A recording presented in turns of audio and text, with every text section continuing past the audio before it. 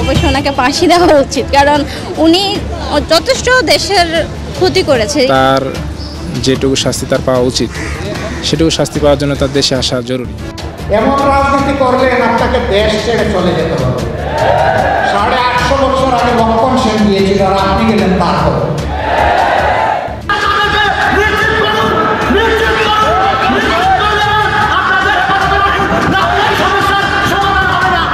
এই নারায়ণগঞ্জের এসপির অফিসে আমাকে নিয়ে এমন অকথ্য ভাষায় গালিগালাজ করা হয়েছে, বেশি দিন আগের কথা। এবং এই সিদ্ধিরগঞ্জ থানার ওসি ছিলেন, আমি নাম আর বললাম না। শেখ হাসিনা দেশে প্রবেশ করলেই আগে ফাঁসি, তারপরে বিচার হবে বলে মন্তব্য করেছেন এক রিকশা চালক। যদি বাংলাদেশে আসে তাহলে তাকে কি করা উচিত আপনার মনে হয়? উনি দেশে আসতেই পারবে না, তারপরে আসবে কি করে? যদি আসতে চায় বা আসে, তাহলে আসলে পরে ওনার ফাঁসি দেওয়া হবে। এদিকে বাংলাদেশের সাবেক প্রধানমন্ত্রী শেখ হাসিনা দেশে আসতে চাচ্ছে এই বিষয়ে সাধারণ জনগণের কাছ থেকে শুরু করে শিক্ষার্থীদের কাছে জানতে চাওয়া হলে শিক্ষার্থীরা বলেন, ফ্যাসিস্ট খুনি হাসিনা, যার কারণে আমাদের ছাত্র ভাইয়েরা অনেক নিহত হয়েছিল। আমি কিছুতে ওনাকে এই দেশে আর চাই না। উনি এই দেশে আর ফিরে আসুক, যদিও আসে সেটা ওনার বিচারের মাধ্যমে, যেন উনি বিচারের আওতাধীন হয়ে তারপর আসতে, মানে এই দেশে যেন আসে। তিনি বারবার বলেন যে তিনি দেশকে এই দিয়েছেন সেই দিয়েছেন, অনেক ভালোবাসতেন। আপনি কি মনে করেন সে দেশকে ভালোবাসতো? আমার মনে হয় না সে দেশকে ভালোবাসত। উনি শুধু ওনার পরিবারকে ভালোবাসতো, এদেশের কোনো মানুষকে, এবং কি উনি ওনার দলকে ভালোবাসে বলে আমার মনে হয় না। যদি উনি ওনার দলকেও পর্যন্ত ভালোবাসতো, তাহলে এভাবে উনি পালায় যেত না। এদিকে আবার 6 সমন্বয়ক দেশের বিভিন্ন জায়গায় গিয়ে জনসভা করছে, সেটা দেখে বিএনপির এক সদস্য বলছে, বাংলাদেশে বিএনপির মতো ফেরেস্তার মতো দল থাকতে সমন্বয়করা আবার নাগরিক দলের কথা বলে বিভিন্ন স্থানে গিয়ে সমাবেশ করছে কেন? দল যদি করেন যে নিজেরা লুটে পাটে খাওয়ার জন্য, তাহলে মনে করবো যে ওইখানে বিএনপি তো ফেরেস্তার দল।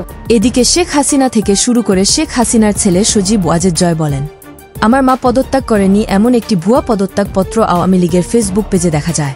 পরে সেটা বিশ্লেষণ করে দেখা যায় সেটি ছিল ভুয়া পদত্যাগপত্র।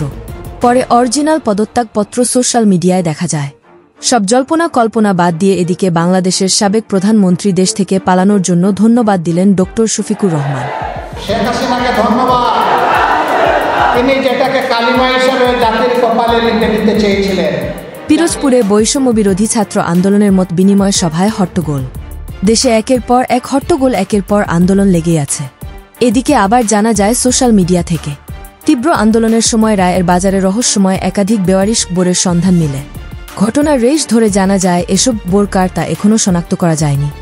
ধারণা করা যাচ্ছে বৈষম্য বিরোধী ছাত্র আন্দোলনের সময় বিভিন্ন শিক্ষার্থীদের মেরে এইখানে কবর দেওয়া হয়েছে বলে জানা যায় স্থানীয়দের কাছ থেকে। 2024 সালে আসে আমাদের এই দেশকে আবার নতুনভাবে স্বাধীন করেছে। আমরা চাইবো যে এই কবরগুলো যেন সরকারিভাবে কোনো একটা উদ্যোগ নিয়ে তাদের পরিচয় শনাক্ত করে। তো প্রাণপ্রিয় ভিউয়ার্স, শেখ হাসিনা বাংলাদেশে আসতে চাওয়াতে আপনাদের মতামত আমাদেরকে কমেন্ট করে জানিয়ে দিতে পারেন। ঠিক আছে, তো এখন আসলে যেটা বড় কথা হচ্ছে আগে বিচার হবে। অ্যাজ লাইক আপনার সার্জিস ভাইয়া যেটা বলছিল, সার্জিস না হাসনাত ভাইয়া বলছিল মনে হয়, যে আগে বিচার হবে, তারপরে যদি জনগণ চায় যে ওনারা রাজনীতি করুক বা কিছু, এটা টোটাল জনগণের ইচ্ছা, আমাদের ইচ্ছার উপর ডিপেন্ড। কিন্তু আমরা যেটা চাই আগে বিচার হবে।